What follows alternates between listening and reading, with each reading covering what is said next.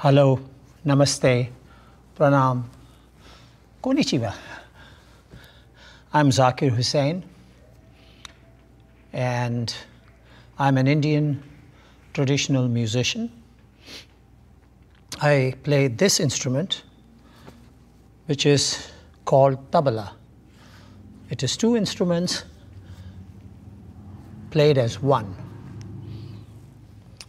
And I feel honored, humbled, and blessed to be receiving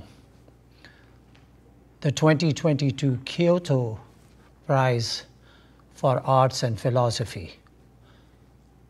This is the first time that the great Innamuri Foundation has chosen to give this award to someone from India. And so, from my country, India, and all the musicians and artists and creative people living in there, I'd like to also offer my deep gratitudes. It is, I guess, important for me to bring forth to you that which I represent, this tradition, this art form. In a nutshell, this art form is close to about 800 years old in this particular form.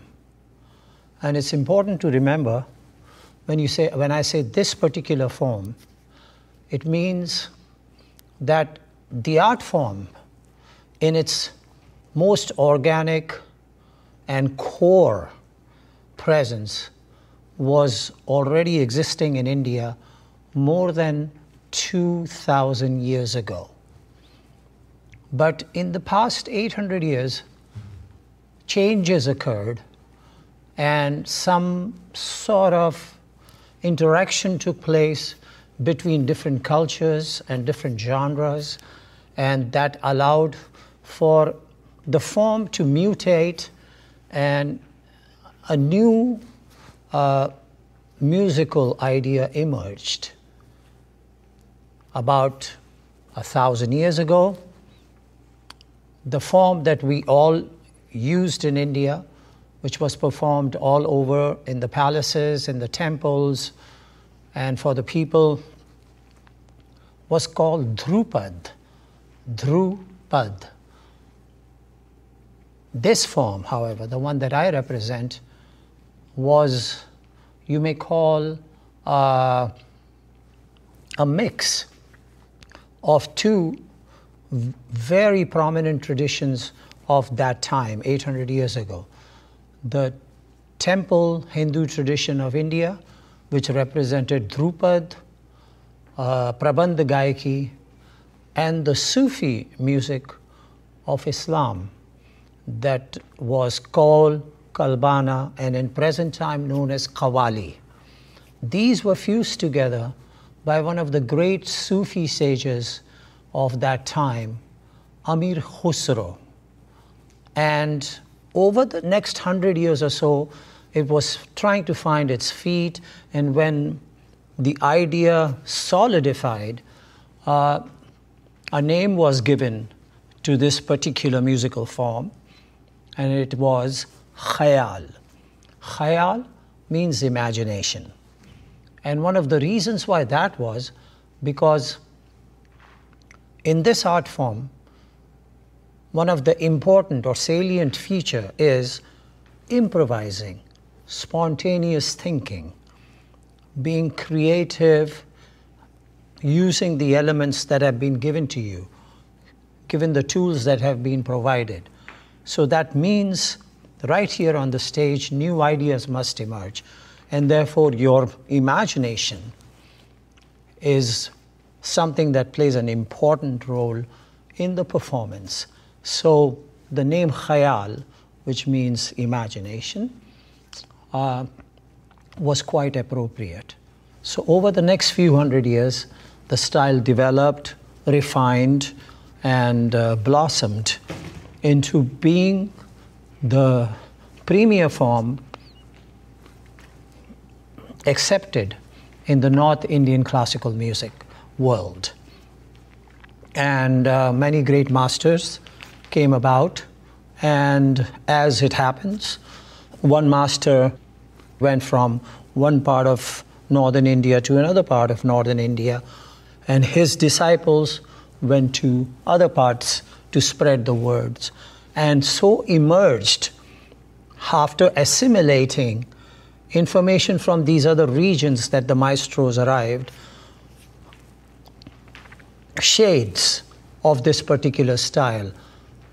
And so different schools were formed which integrated information, folk music, and that kind of thinking from the regions that they had come and settled in. So over the years developed 7 or 8 different schools. In tabla, which arrived much later, it's one of the youngest instruments, say maybe about 250 years ago, there are now 5 major schools that cover the length and breadth of northern and eastern India, from Punjab to Delhi to Ajrada to Farrukhabad to Lucknow to Banaras. It is, covering just about a swath of India which is close to, say, around 2,000 miles from one end to the other end. Now, the reason why I say this, northern India and eastern India, because below an imaginary line in India, there is a different style of traditional music known as Carnatic music, which uses different instruments, different way of projecting the music, performing the music, even though the repertoire that is used there is the same as the repertoire in North India. Now, being a country of almost 1 billion people, labor being very cheap, and no support from powers that be, whether it's administrations or palaces or whatever, it was difficult to be able to find good instruments and find instrument makers who could make them nicely. And when they did find them, it was almost impossible to actually gauge what was the amount that should be paid to them. So it turned out that the instrument makers were the one who suffered a lot, because labor being so cheap in India, they were being treated like house servants or a footman or something like that, and they were not being paid their due. And so many of them lived in poverty while still making some of the great instruments of those times, which were then played by or performed by the great maestros of that time. So that was one thing, that was an imbalance that occurred in the economic system of our classical music or our traditional music. In the past 100 years or so, that gradually started to change. And one of the reasons why the change occurred was in 1947, India gained its independence. And with that, the princely states which existed for the Maharajas or the Nawabs and kings in various little pockets of India, they were taken away by the government of India. And when that happened, the musicians who performed in those courts had to go and fend for themselves. And similarly, the infrastructure that went with that, ripple effect, instrument makers, repairers, upkeep, and so on, they all had to go find another way to survive. And I have to say that some of the great masters of these times helped a lot. someone like my father, Ustad Allah Rakha, or Pandit Ravi Shankar, or Ustad Ali Akbar Khan, the great maestros, they focused on certain instrument makers, and monthly stipend were created for those instrument makers so that they didn't have to rely on waiting until somebody had to make an instrument. And they could survive, and they could experiment, and they could find new ways to be able to make the instrument better. And so that took place. And in doing that, the kind of performance that emerged got better and better in terms of tone and texture and sound quality.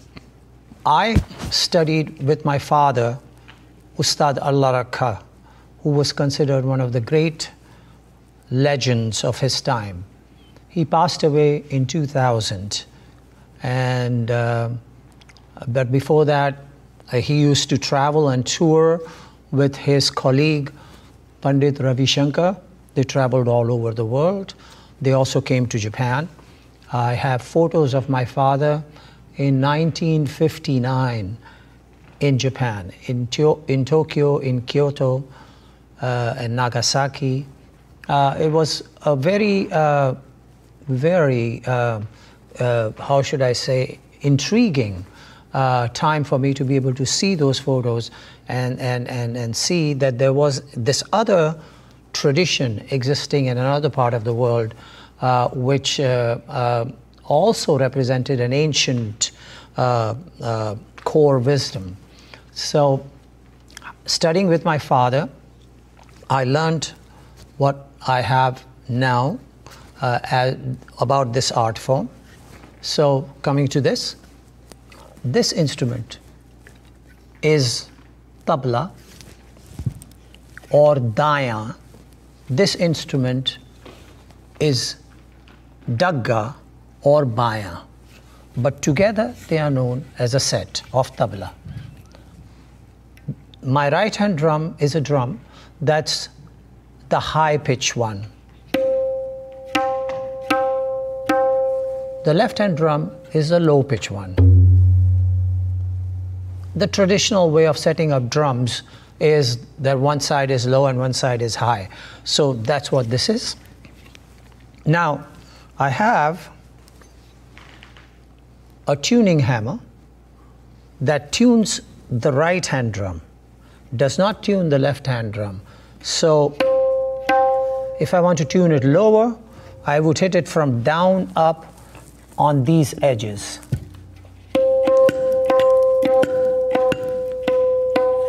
But if I want to tune it back to higher, I will hit it from top down.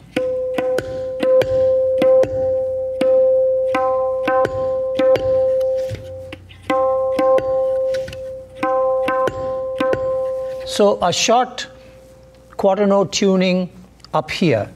But if I had to tune a full note up or down, then I would use these pegs, which I will hit down to make the straps tighter, so that I can tune it higher, or up to make the straps looser to tune it lower. That. This instrument, even though it's one surface, has different tones.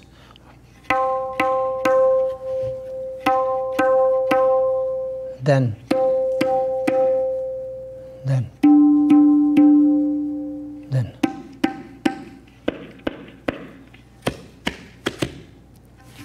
Now those are basic tones. Now within the tone like this, there are different shades.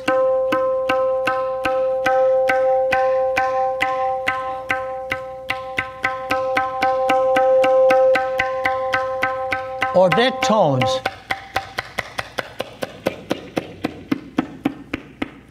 So there's much available if you need to explore in terms of what the instrument has to offer. Left hand drum, the bass drum, is not tuned, but you can vary the pitches on this instrument by striking with the tip of the fingers and manipulating with the wrist. So, oh.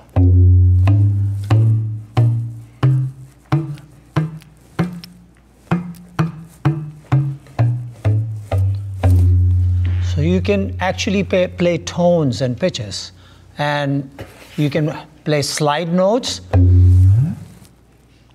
or expressively hard look, like,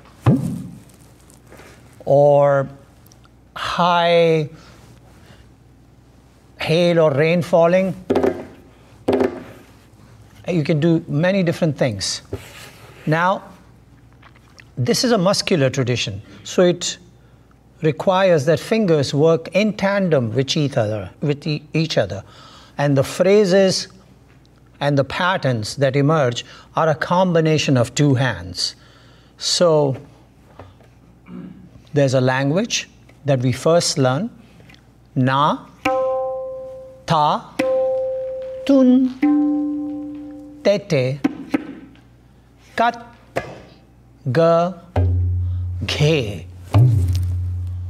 sounds, and then we put them together and create syllables, and then words, and then phrases, and so on.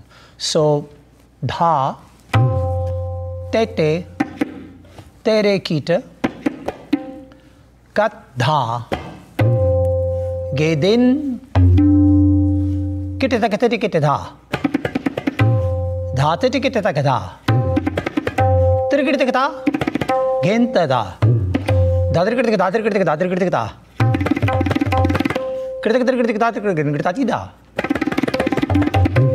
So you notice that it's a muscular tradition, so we don't have to whack the drum hard like a conga drum or a bongo drum or a djembe.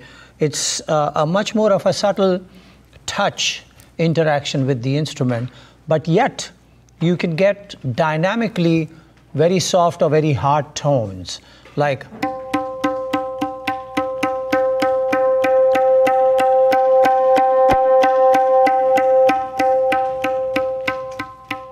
so you can have much volume available or soft, and work with the dynamics like this.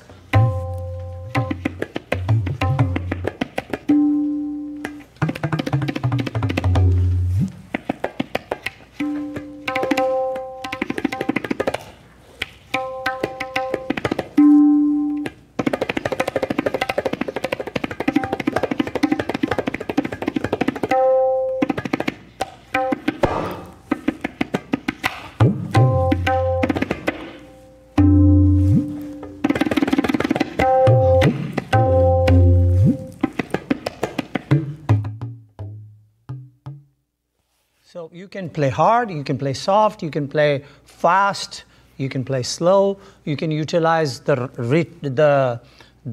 resonance of the tone to create different wavy sounds and wobbly sounds and so on. So in that sense, this instrument, tabla, even though it's just two little drums, has a, I would say, unlimited range of sound available.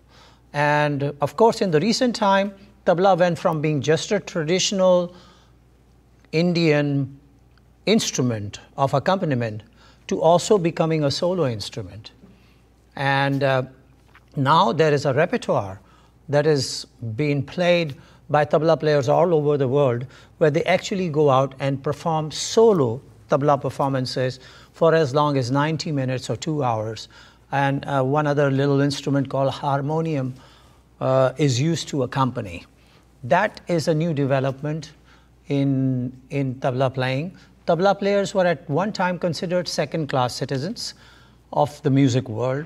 So the main artist was the maestro, and the tabla player was basically an accompaniment. So that system was there, and the tabla player, obviously, even though it was a equal part of a performance, was not necessarily considered as someone who contributed in an important way to the performance.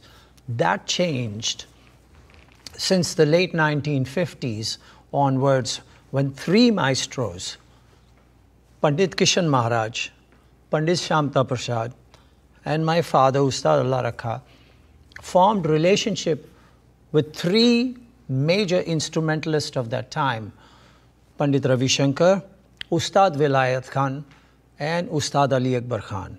And they developed a particular way of performing that focused and magnified and showcased the interaction of the two artists and their instruments, therefore bringing forth the importance of both. And because of that, the tabla players, because of these three giants, Allah Rakha, Shamta Prasad, and Kishan Maharaj, tabla gained status and visible importance in the concert presentations of India, and is now considered one of the main solo instruments of the North Indian tradition.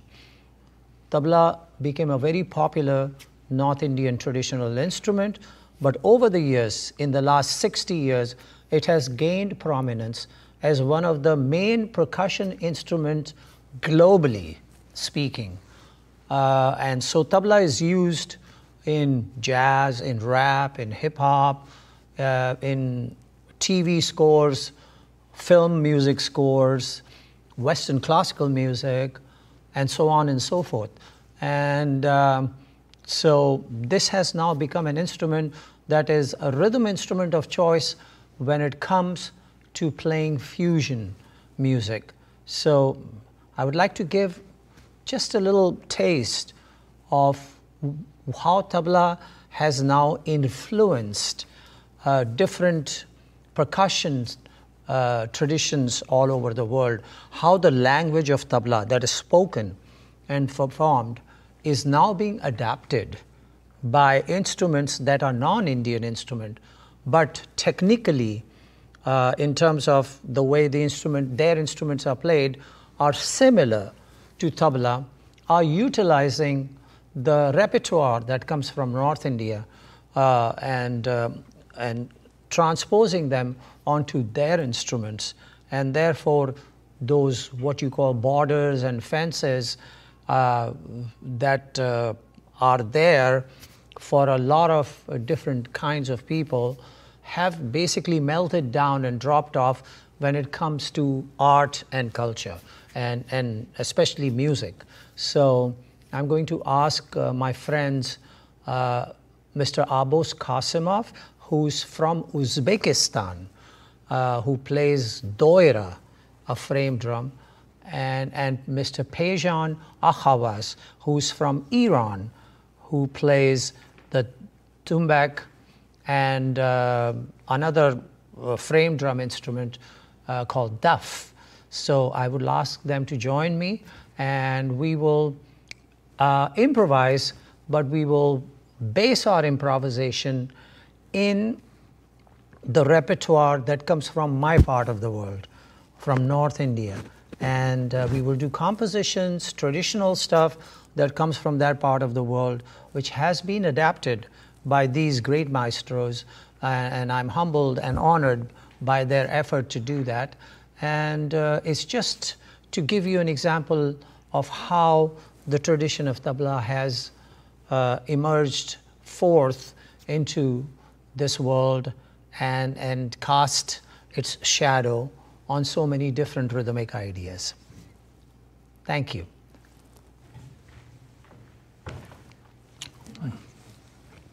This is the tumbak, comes from Iran, and of course it has its own tradition of playing. Can you please?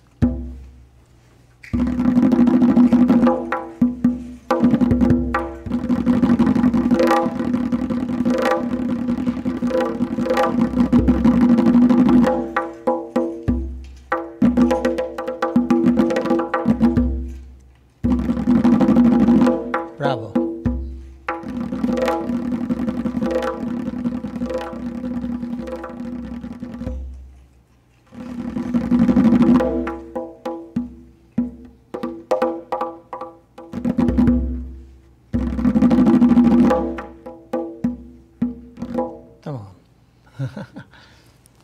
Mr. Abos Qasimov plays the doira from Uzbekistan. And again, it's a hand drum, just like tabla and the tumbak. But it's a technique which utilizes fingers, but he's got fingers where each one of his fingers is like 3 of mine. But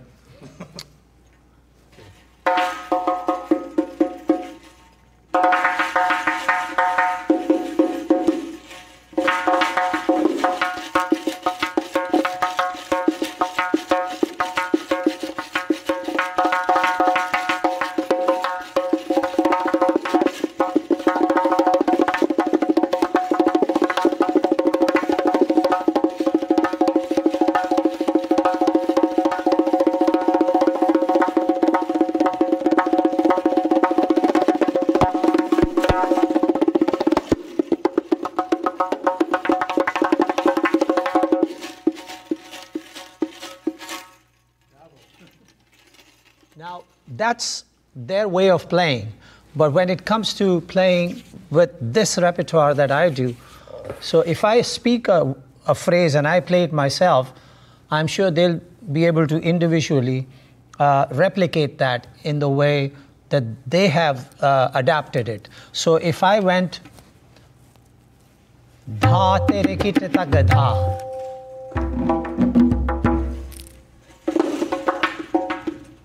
datraka detata katraka detata dinga dinga.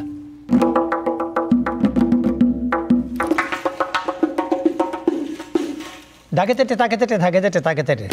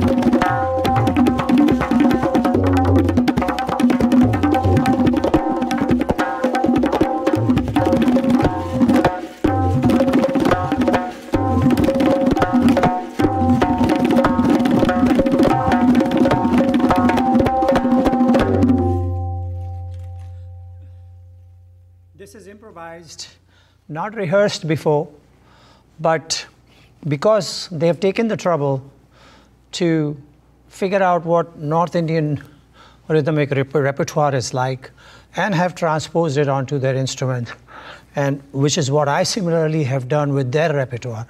We are able to interconnect and create rhythmic music spontaneously.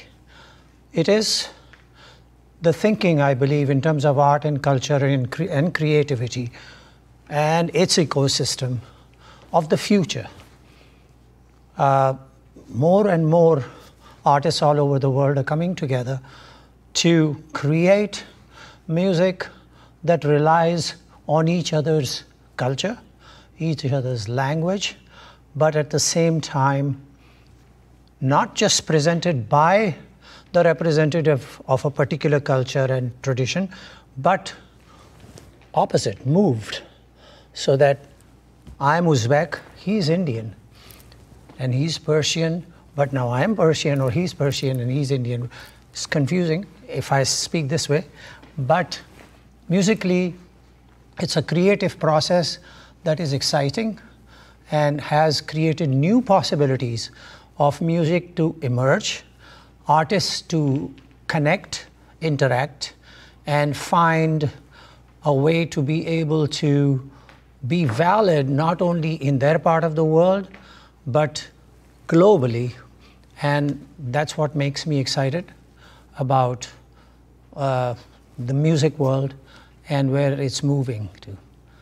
Thank you all very much for listening to me and my friends, Mr. Pejama Khawas, Mr. Abos Qasimov, and once again, thank you to Inamuri Foundation for bestowing on me 2022's Kyoto Prize for Art and Philosophy.